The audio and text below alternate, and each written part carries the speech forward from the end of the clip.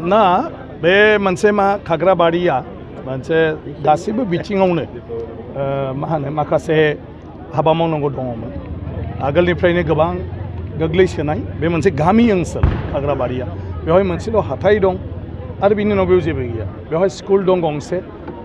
माने असमिया मिडियाम आरो बर' मिडियाम नाथाय बेबो भेन्सार माने गोबां फोरोंगिरियानो रिटायार जालांबाय नाथाय दासिमबो प्रभिन्सियेलाइज जायाखिसै लामा सारिय'फालेनिफ्राय जेथिंनिफ्राय फैनाय नाथाय दासिमबो माने क्लियार लामा मोनसे बेवहाय गैया गतिके फारफ्रोमथिंनिफ्रायबो मैखोम बे गामियारि रायजो जानाय ओनसोलाव जोंहा गोबां हाबा मावनांगौ दं गतिके आङो जि दिननिफ्राय बेवहाय एमएलए जानानै फैदों बे एमएलए जानाय समनिफ्राय आंबो मोनथिखागौ हिसाबै माखासे रायजो राजानि जायफोर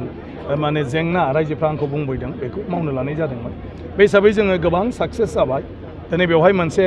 इनडोर स्टेडियाम जोंनो होबाय चिफ मिनिस्टारा गभर्नमेन्ट हाई स्कुल मोनसे मा होनो सेकेन्डारि स्कुल गंसे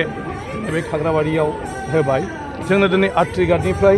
फैनानै खाग्राबारि जानानै भेरगावसिम थांनाय बेखौ निश्चित स्किम जेराव माने डाबल लेन जागोन गुवार लामा सिप्लायाव गोलावथार लामा दङमोन बे लामाया जोंहा जाबाय ओमफ्राय दिनै भेरगावनिफ्राय नावकाटा जितु गबसासिबा ओनसोलथिं माने बेवहायबो जगाजगनि जोबोद माने जेंनामोन बे लामायाबो जोंहा जाबाय ओमफ्राय जोंनि बे ट्राइबेल मैखोम ओनसोल बे हिसाबै एकलव्य माने मडेल रेसिडेन्सियेल स्कुल बियो जाबाय देग्लायनिफ्राय जोङो बेखौ बिल्डिं जाथ'वाब्लाबो माने क्लासखौ आरम्भ खालामनो नागिरबाय आरो बेनि थाखायबो जों जायगाखौ दा थिग खालामदों बिनि अनगाबो जोङो बेवहाय जितु मा होनो हेल्थ सेन्टार जोंहा खाग्राबारियाव हेल्थ सेन्टारानो गैया साब सेन्टारबो गैया नाथाय बेजोंनो खाथियाव जोंहा मोनसे अलरेडि मिनि पिएचसि दं बे मिनि पिएचसिखौ दा सिएचसिआव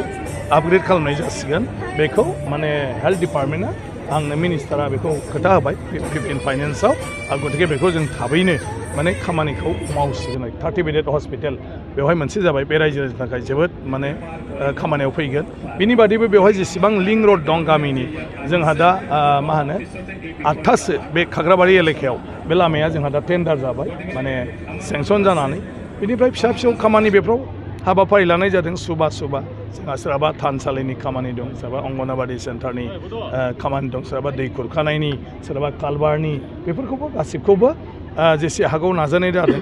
दा जोंहा फ्राय गोबां बे ओनसोलाव हमना लादो 50 कौटिनिबो बारा बे ओनसोल हिसाबै जों माखासे स्किम लामाखौ गारनानै लामायाथ' जोंहा फ्राय 150 कौटि थाखानि माने प्रजेक्ट बिदि जोबो आरोखि नाथाय जोंहा फिसा फिसौ लामा सामाखौ लानानै बेवहाय स्टेडियाम स्कुल बेफोरखौ लानानै हस्पिटाल गासै 50 कौटिनिबो बारा बे खाग्राबारियाव जोंनि प्रजेक्टआ दा सेंसन जाबाय आरोखि बे जों बयनिबो थाखाय मोजां ओंखायनो दिनै खाग्राबारिनि रायजो राजाया गासिबो बे जायगानि ओनसोलनि जेंनाखौ सावरायनो होननानै आंखौ हांख्रायदोंमोन ओमफ्राय जोंहा दोंनै लामा जाबाय ओरै निधुवा जलदेंपारा जानानै खाग्राबारिनिफ्राय आरो मोनसेया खाग्राबारिनिफ्राय जोंहा माने डिमाकुसियाव माने बरंगाजुलियाव ओंखारहैनाय बे लामायाबो जोंहा रिपेरिंआ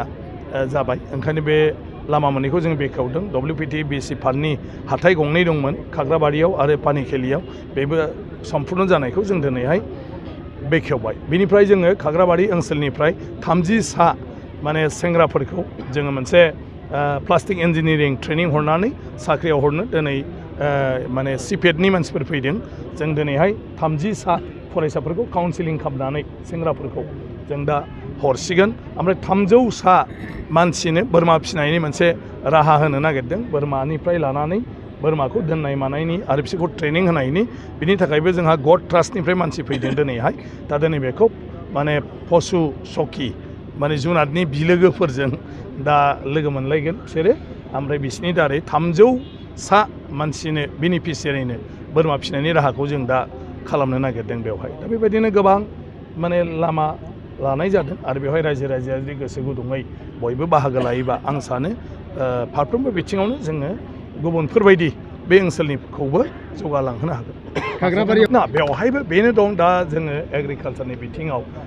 रायजो राजानिबो बिबान दं आरो जोंनि समाजनि दैदेनगिरिफोरनिबो बिबान दं माने सरकारनिफ्राय दिनै जोङो जायफोर गोसो गुदुं कपारेटिभ दानानै बेवहाय मा होनो हालेवनायनिफ्राय लानानै माइ हानाय मेचिन